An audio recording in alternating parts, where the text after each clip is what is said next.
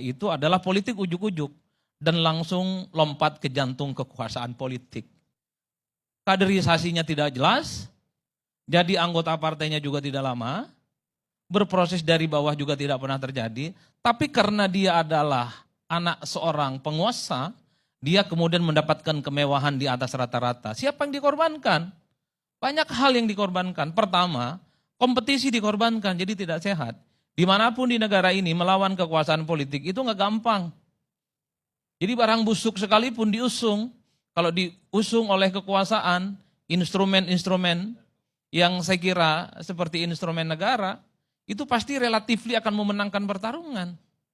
Kan itu yang sebenarnya menjadi perbincangan. Jadi Anda bagi siapapun boleh di negara ini untuk menjadi pejabat publik. Presiden, gubernur, bupati, wali kota, anggota dewan dan seterusnya. Tapi tolong berikan pendidikan politik yang bagus bagi kita. Bahwa Anda itu berproses dari awal. Inilah yang kemudian kenapa fenomena politik dinasti itu selalu diulang. Karena prosesnya itu tidak awal. Misalnya sorry to say seperti Mas Gibran. Apakah di negara ini tak ada orang lain? Dulu muncul nama Erick Thohir, muncul nama Ridwan Kamil, muncul Sandiaga Uno, ada Bu Hovifah. Nama-nama top yang saya kira punya pengalaman dan rekam jejak yang cukup panjang. Kenapa mereka tidak bisa maju? Kalau menggunakan logikanya Bang Faisal, karena bukan anak presiden. Kan itu saja. Erick Thohir kurang apa? Bikin PSSI mantap, sekolahnya di luar, bohir. Apalagi, panjang lah ceritanya, Sandiaga Uno apalagi dan seterusnya. Tapi karena garis tangan mereka itu bukan anak presiden, tak ada privilege dan kemudahan. Sehingga harapan mereka untuk berkompetisi dalam pilpres harus hilang. Kan itu yang menjadi perbincangan kita. Bang Ade Armando saya respect dulu dengan tingkat idealismenya yang cukup tinggi.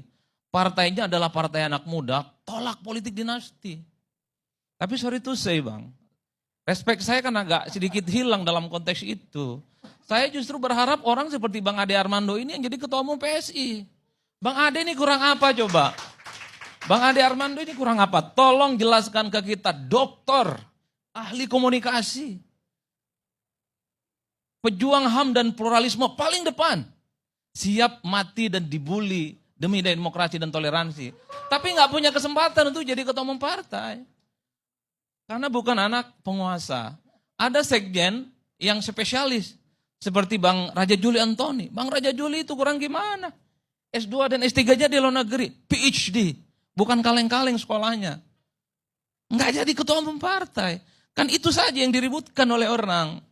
Bahwa Anda punya opportunity seperti yang lain untuk terpilih jadi gubernur, jadi wali kota, jadi ketua umum partai, enggak ada soal. Tapi monggo proses yang dilakukan itu sesuai dengan kaidah-kaidah demokrasi yang itu memang dari dulu kita pertahankan. Inilah yang disebut dengan sistem politik, sistem bernegara, dan sistem demokratisasi. Ini agak ngeri-ngeri sedap Bang kalau begini ceritanya. Kalau ini akan menjadi sesuatu hal yang dijadikan portofolio ke politik ke depan, semua presiden misalnya punya mimpi supaya keluarga besarnya terjun ke politik dengan cara-cara yang melalui proses yang itu instan. Saya khawatir ya politik kita tidak akan berkembang.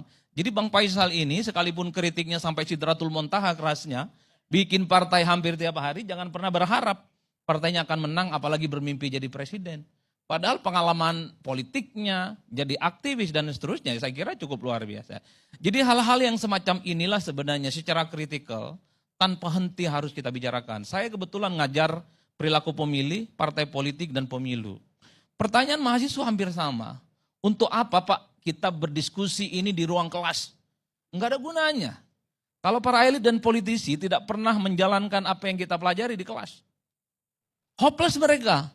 Karena at the end of the day-nya bagi mereka, power, penguasa dan kekuasaan menjadi kunci dan instrumen untuk memenangkan pertarungan politik di negara ini.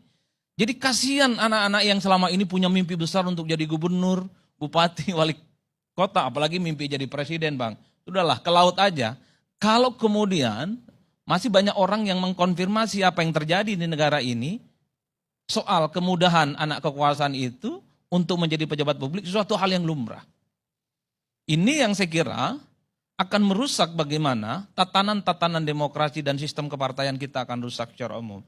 Nah, yang kedua yang saya khawatirkan, kalau kita melihat tren-tren survei, Kenapa party ID kita rendah dari dulu ya? Dulu kan variabelnya banyak. Kenapa orang malas berpartai? Karena partai ini dianggap kerjanya 5 tahun sekali. Partai itu ujung-ujungnya hanya mengejar kekuasaan. Jadi pendidikan politik, advokasi politik, sosialisasi politik, nyaris tidak pernah mereka lakukan kecuali mereka itu jelang pemilu. Belakangan ada variabel yang selanjutnya ditambahkan. Untuk apa berpartai? Kalau mereka itu tidak punya kesempatan dan muncul anak kekuasaan, anak dinasti yang membypass itu semua di tengah jalan. Kan ini yang sebenarnya saya khawatir, padahal kita tahu bahwa partai politik, like or dislike, ini adalah instrumen penting soal bagaimana rekrutmen para pejabat publik itu muncul. Seperti di Sumut, apakah partai-partai di Kim itu nggak ada orang lain? Golkar itu punya jagoan dari dulu, Gerindra itu juga punya nama besar. Sebelum muncul Mas Bobi misalnya. Tapi karena ada dalam tanda kutip satu keistimewaan yang ada variabel kekuasaan di situ. Itulah yang kemudian membuat kenapa partai-partai di Kim itu ya yang seperti Bang Faisal bilang, sami'na wa ata'na. Bagi saya siapapun di negara ini boleh menjadi pejabat publik. Tapi proses rekrutmen, kaderisasi dan untuk mencapai tangga dan puncak itu tentu harus melalui proses-proses demokrasi dan keajekan. Kan gitu saja sebenarnya perdebatan Bang. Apakah politik dinasti itu akan menang atau kalah, itu lain hal. Di mana-mana politik dinasti selalu menang. Di Banten, enggak terkalahkan. Mulai saya kuliah sampai sekarang, agak resisten dengan politik dinasti. Kelompok-kelompok aktivis, kelompok mahasiswa, pro-demokrasi, melawan hampir tiap hari. Sepanjang politik dinasti misalnya di Banten itu lawan, sepanjang itu juga politik dinasti semakin menguat dan semakin hebat. Yang ingin saya katakan adalah, bahwa apa yang terjadi pada hari ini yang terkait dengan politik dinasti, ini kan soal bagaimana ujung-ujungnya dua hal bagi saya. Pertama tentu kita berharap partai politik itu punya independensi yang tidak bisa diintervensi oleh siapapun. Jadi kalau memang ada praktik politik yang tidak sesuai dengan kaidah demokrasi, jadi partai politik itu nolak. Ini enggak etis, ini tidak sesuai dengan kaidah-kaidah demokrasi. Kader-kader partai yang lain banyak kok. Pada level kontestasi pilpres misalnya, yang ingin saya katakan, apakah ketua umum partai itu tidak bermimpi ingin jadi calon presiden dan wakil presiden? Mereka jadi ketua umum partai mimpinya cuma dua Bang. Maju sebagai calon presiden atau maju sebagai calon wakil presiden. Sepanjang hidupnya para politisi itu bermimpi untuk menjadi orang nomor 1 dan nomor 2 di negara ini. Tapi kesempatan itu nggak ada. Apakah pembicaraan ini haram disampaikan di ruang publik? Justru ini harus disampaikan. Ada kondisi yang tidak normal, di mana kekuasaan dalam banyak hal, dia mengkooptasi kepentingan politiknya jauh lebih mudah dibandingkan yang lain. Yang kedua, kalau kita belajar tentang filsafat politik, semoga ini masih ada guranya. Semoga masih ada cahaya di ujung terowongan. Jadi siapapun Anda yang jadi penguasa, jadi moral hazard itu menjadi penting sebagai prinsip keadilan dalam berdemokrasi. Apakah presiden-presiden yang lain tidak mampu melakukan apa yang dilakukan oleh Pak Jokowi? Atau apakah presiden-presiden yang lain tidak mau bermanuver seperti Pak Jokowi? Saya kira mau. Perbedaannya adalah mereka ini mau melakukan ini saat jadi presiden ataupun tidak. Orang bicara politik dinasti yang ada di PDIP, orang bicara politik dinasti yang ada di Partai Demokrat, orang bicara politik dinasti di ada di partai lain, oke.